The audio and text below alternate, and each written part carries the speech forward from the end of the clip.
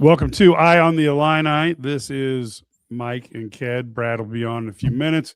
It's halftime live time, folks. Illinois down 39-36 into the first half. I think I thought a couple things. I thought you don't want to let Frager shoot without being looked at. I think he had some open threes, and to his credit, Ked, I thought he knocked them down.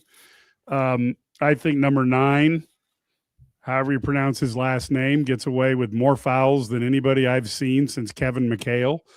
Man, you talk about like almost tackling Big Z on the dunk and absolutely nothing called. And there's multiple times where he does moving picks and grabs people. But and I think Wagler they've been knocking him off the line, very physical, making it hard for him. I think Stojakovic needs to wake up and play better. Ked? Mike, you just took it right out of my mouth. I know during pregame we joked about the fishing a little bit, but I'm going to tell you, you can see the replays. I don't know these people, if they think that we're blind and we can't see it. When Keene goes up for a shot and they're knocking, those are fouls.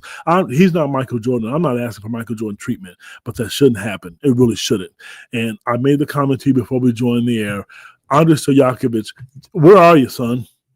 Where are you at? You have to bring something to the table. And I'm going to tell you right now, defensively he's lost. That zone kept Illinois in the game, and it confused Nebraska. But Andre kept missing assignments. You can see Brad yelling at him. He went to Cam Crocker saying something, and I'm going to call it out. I'm not going to pretend because he's a college kid, so get mad at me if you guys want. He's missing assignments. You're not going to score. You have to play defense or rebound, and he's not doing that. I'm not even worried about the fact of Keaton. Yeah, no, they're not giving him fouls. And then I don't know if they're not going to, and maybe they're just being physical with him. And I know he's not running from that. But typically you don't hear him say anything to officials. Now he is, because they are getting away with it. And if they're gonna call it that way, that is fine. You know what? Just be consistent with it, and I'm cool with it. But I think that's a disadvantage. I think Illinois is playing good considering they're on the road.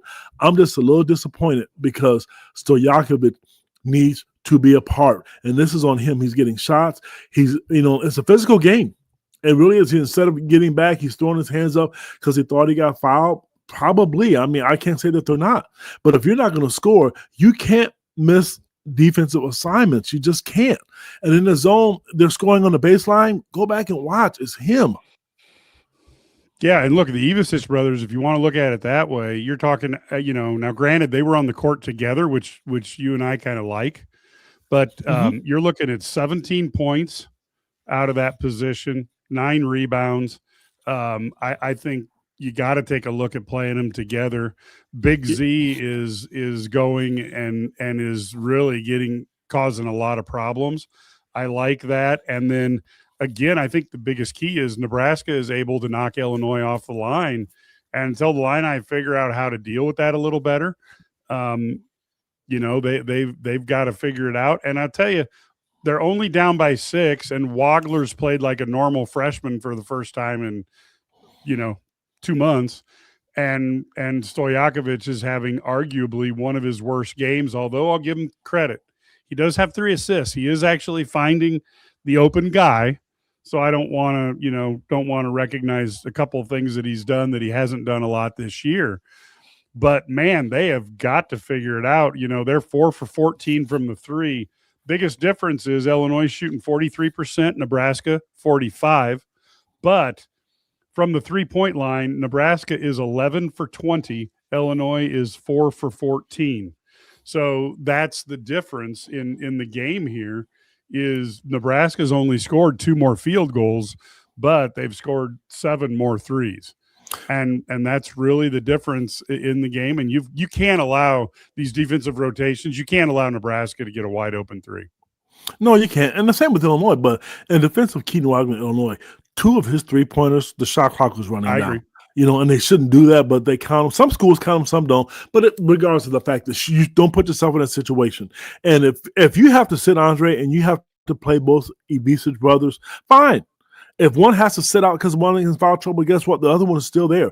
Andre will sit to me right now, and I can't believe I'm saying this publicly because I'm one of his biggest supporters. Other than the Maryland game, he has been nowhere. He's trailing defenders defensively. They're struggling with him, because you need him on the floor. I mean, you have to have him on the floor. We talk analytics all we want right now. I mean, it's tough because let's put it in perspective. Keaton Wagler goes out of the game. The next guy who should handle the ball, because it's not really a point guard, it's just bringing the ball up the court, it should be him. But it's Merkovic that's doing it. And he's 6'9" and has no business doing that. And right now, he needs to find his way. And if you want things to change, if it was me, I'm starting to bark a little bit. Keaton is getting knocked off the ball. He doesn't miss shots like they're going to the basket. He just doesn't. There's two that you can clearly see. The announcers don't want to say anything. We've talked about this before. Call it what you see. And yeah, he's not making tons of shots, but I will continue to get to the basket. They're not defending him no different than Washington did or late in the second half where Purdue did. They're just calling fouls. They're not calling fouls. And yes, Nebraska is a physical team, but what's going to frustrate me is if Illinois loses, I'm going to be upset because I do think they're a better team. I really do think they're a better team, and they're only down by 6 points, Mike, and they had a lead, and one of those threes came because Keaton got hurt and he couldn't get back. Yeah, and look, I think realistically, if if you would have told me that Keaton's going to play a normal game again, I'm not saying he's playing horrible, just a normal game, yeah, and Stojakovic was going to play poorly, and Illinois was only down by 6 at the half, I would say then Illinois has to feel decent about the second half. The problem to me is you've got to get Stojakovic untracked. And even if you can just get him to just get a hand up and stay between the shooter and the rim. I mean, so some of the more basic stuff. Keaton's going to have a big second half. And I really the story of the game for me is I really like this double Ivisic lineup. I think that has been really nice. And boy, you're getting Big Z, again, he probably should have had a few more free throws because he's been getting nailed by number 9 every time he gets around the ball. And then if I was Underwood, I'd be arguing about a moving pick almost every time he sets a pick, because not only is he moving, but he'll actually grab people. I mean, you got to kind of get on in the refs a little bit when that stuff start happening. I'll tell you what, if you want to see that, wait until you see them play Michigan State next week when Tom Izzo, because he cries more than my 3-year-old grandson. So it's going to happen. Brad has to say something. If you're not going to say anything, then here's what you do. Illinois has to match their physicality. You cannot allow a Nebraska team to be that much more physical than you. It can't happen.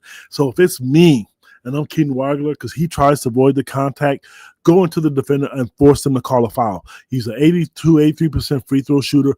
Force them to call a foul because they're going to give it to you. If not, then it's time for Brad to get up and do what most of the other coaches in the Big Ten do. Start getting in their ass to make the officials call a foul.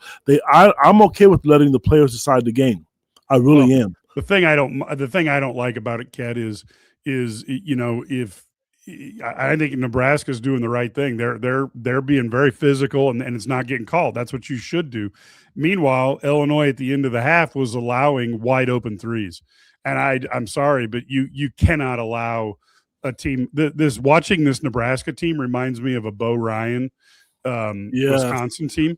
Yep. And you just know going into the game, if you would rather sell out and let them drive on you and get a mid-range jumper than give them a set shot 3, which is what's happening, because Sanford's going to hit those. He's going to hit those, and apparently Frager has turned into the next all-star. So we can't we can't allow that guy to shoot either.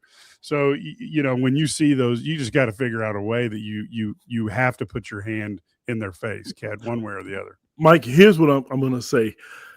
If Illinois wants to win this game, you have 2 of the biggest specimens walking the face of the earth. Nebraska has not stopped them. Pound it like our friend Marcus Griffith says, they're not going to foul you because Illinois, the Bigs are decent for free throw shooters. Make them pay. I'm okay with spreading the floor and spraying the ball out. Great. But if you get an isolation and you attack the basket, if you're wide open, shoot the three, great. But get to the rim, and playing both of them is huge. I really, really hope that he goes back to that the second half. I hope they don't abandon the zone unless Andre's in the game. If he can't figure it out, don't do it. It stinks because you can't help out with Nebraska. They're a good three-point shooting team. And I'm not saying the official, this is not costing them the game. So I don't want anybody saying, Ked, to complain about the officiating. Well, Illinois has to match that. And the one thing I will say, I don't think Keaton's got the benefit of that with some fouls, but you got to play Z more. I got to see this. I don't care about minutes. It's about winning the game. And right now he's cooking on both ends of the floor. Mike, we've talked about this every single podcast he's in the game. When they see him, they will literally dribble right. They go to the lane, they will dribble out because they know all it takes for him to get a couple blocks and they're going to be intimidated by him. So this game is there for the taking. You have to match them and do what they did early. Get them out of take the crowd out. You had a 6-point lead and lost in a matter of 15 seconds. Yeah. You can't do that. Yeah, no, I agree. And I'll tell you what, that block shot, which was as close as you can come to a goaltend without being a goaltend, and then the catch and then throwing it out of bounds off of him, that was a huge play. And I do think you're going to have to risk. I know, look, I know it's late in the season and stuff, but you're going to have to play him a little more. You have to see how many minutes he has in him, because you're going to need to be able to do that offensively and defensively. And I think Tomislav has played better as well. Yes, so, like you said, lean into the that's why you've got him. And Stojakovic, again, I thought he had a couple. Again, if he did that drive as he went from the right side towards the left, pass to Jake Davis in the corner, that's the type of drive. If you're going to drive and you get the second player on you, that's when you make that pass. He did the right thing. And I think you just got to get Stojakovic. Look, man, just because you don't score doesn't mean it's not a good offensive series for you. And I think he's got to think about that. But boy, the defensive end again, I don't know how we're down to the point where we're playing 7 or 8 guys again. And part of that's because of Boswell. And somebody, I think St. Dominic's Rosary mentioned that if Boswell was here, you probably wouldn't see as much of Stojakovic this game. But you don't have him. And you got to figure out how you're going to play defense. And you cannot allow open threes. Whether you have to fight through, doesn't matter what you need to do. You got to figure out how to get towards that ball and put them out. So you've got to make them adjust their shot somehow. Brad, so the people out there want to criticize Underwood. I mean, let's be honest, guys. This dude's a Division I basketball coach. If you don't think he understands how good of a shooting team this is, he does. You can see there's missed assignments. Most of the missing assignments in the first half came from Stojakovic and Merkovic. That's who they are. Somebody asked the question, why they come out of a zone? Because they're missing assignments. Yes, it's working, but you can't have 3 guys doing it and the other 2 guys don't. What it is, it's a matchup zone. I love it. I don't know how long they worked on it, but it's a really, really good defense, and it confused Nebraska. The reason why I like it is because they don't have an opportunity to catch and shoot. But if your back end guys aren't going to do well with it, don't play it. It is better. It is clearly better with both Ibise's brothers, and they're doing it. And Mike, you're right. There's no Ty Rodgers and there's no Kylan Boswell. If they want to win the second half, the Ibise's brothers have to be great, and they have to get Keaton going, and the game's about to start. It started. We will be back 5 minutes after the game in, folks. We will see you. Until then, go Illini.